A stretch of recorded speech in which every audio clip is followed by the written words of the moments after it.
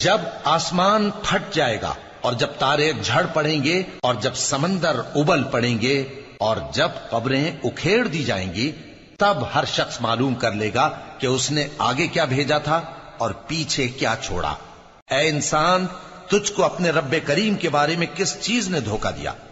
وہی تو ہے جس نے تجھے بنایا، پھر تیرے اعضاء کو درست کیا اور تیری قامت کو معتدل رکھا، جس صورت میں چاہا تجھے جوڑ دیا، مگر افسوس تم لوگ جزا کو جھٹلاتے ہو، حالانکہ تم پر نگہبان مقرر ہیں، یعنی معزز کاتبین۔